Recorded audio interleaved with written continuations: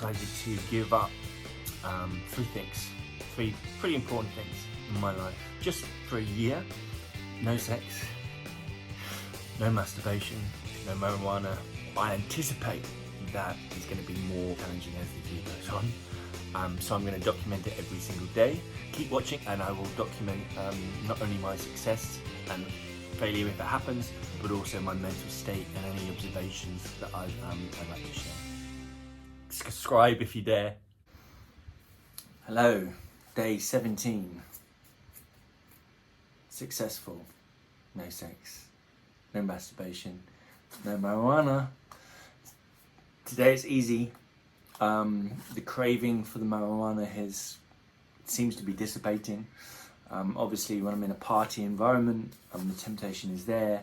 But in terms of me, having a smoke every day, don't feel the need anymore, and don't really feel the desire anymore, which is interesting. I'm kind of happy with that personally. So I'm going to use this opportunity to answer a question that I've got a few times, which is, what is Tantra? Now, everyone has a different, well, not everyone, but many people have a different idea of what Tantra is. My idea of Tantra is it is the movement of energy within the body. So it's the ability through the power of intention to shift and move energy. Now, a lot of Tantra is associated with sex because that second chakra, the sex energy, is the most powerful energy, and it's probably the easiest to start working with. The idea of Tantra is to take that energy and to move it up through the chakras for various different effects and feelings. Now, most people, when they ask about Tantra, they're asking about sex. So I'll give you a small sort of snippet of my understanding. So when it comes to masturbation, ejaculation, in my experience, when in the past, not so much anymore, but when I didn't have sex for a long time, or when I didn't masturbate for a long time, I used to feel, in addition to obviously, a swelling in the balls, or blue balls as it likes to be referred to as, it was almost like a sort of a cramping after a while in the stomach. And it was it's that pressure that builds up, which just is really uncomfortable, I used to find.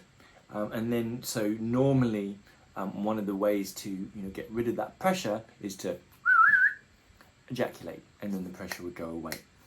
Now, my understanding of that is that if we look at the chakra system, the second chakra being that one with sexuality and feelings and emotions, if the energy is built up there and it's not being released, it may be because there's a blockage in the third chakra.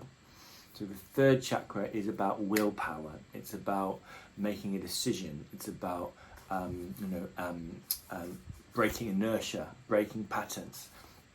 Now the chakra has a sort of a yin and a yang aspect to it, which I like to refer to as the victim and the tyrant. So the idea is balance, right? So when we have a balanced energy center, the energy flows much more effectively. And when we are out of balance, it doesn't flow. It's like a chakra is like a wheel. So it sort of turns and it allows the energy to move up. Now, if one is too much of a tyrant, which means one is a control freak, a narcissist, that sort of tyrant overpowered or overemphasized third chakra is not balanced, and as a result, the energy does not or move up necessarily really quite effectively to the heart, which is all about love and compassion. So that sort of makes sense in the idea that someone who is a complete control freak, narcissistic, control, power hungry, is not the most loving and forgiving and accepting person, which is qualities of the fourth chakra, the heart chakra. On the other extreme, so you have the tyrant on one extreme, let's call that the yang, just for argument's sake. On the yin, which is the other side of the coin, is the victim. So equally, if your third chakra is not working effectively, it might be because you're being a little bit too much of a victim. And the victim is, oh, it's, you know, I've got no control, things are happening to me, you know, why does it always happen to me, blah, blah, blah. So that is the two sides of that coin, the tyrant and the victim. So in order to effectively release that built up pressure, which we've just talked about in the second chakra, which many guys, myself included in the past, relieve that pressure through having sex with a partner or through ejaculating.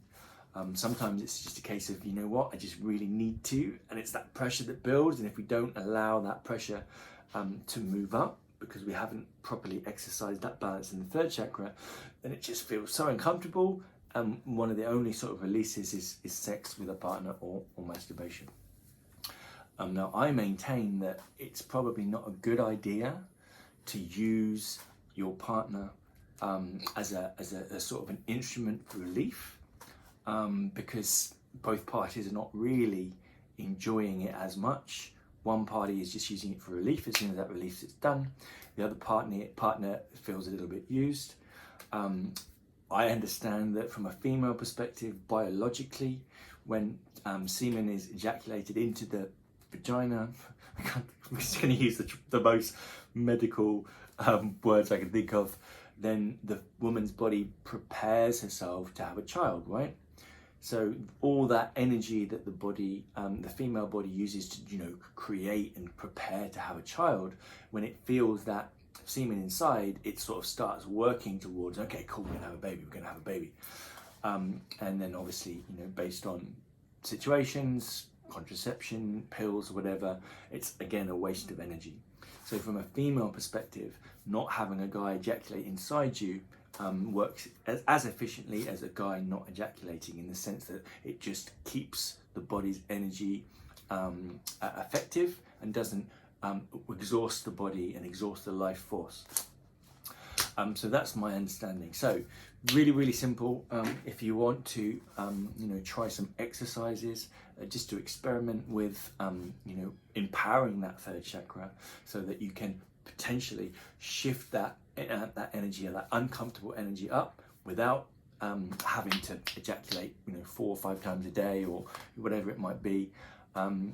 There's an exercise that I'm going to share with you, which I got from this book, which is obviously it's called The Wheels of Life. I don't know if this is mirror or not. If it is, I apologize. It's called The Wheels of Life. It's by Anodia Judith, and it's a classic guide to the chakra system. Awesome, best book I've ever read on chakras. Super easy to read.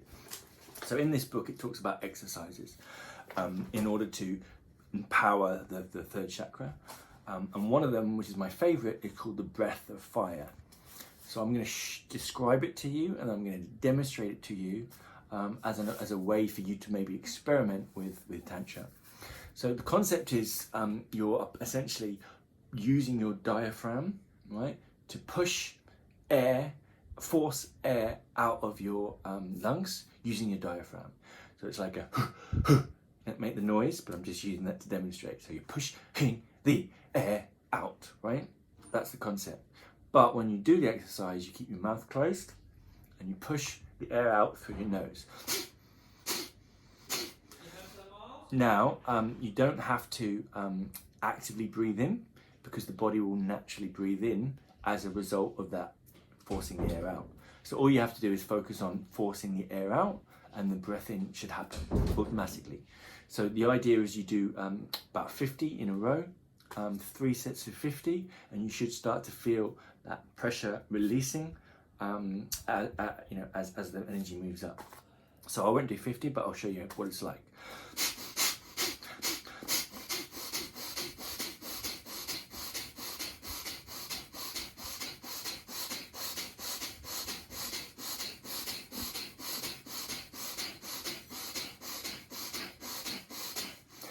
So that was about 20.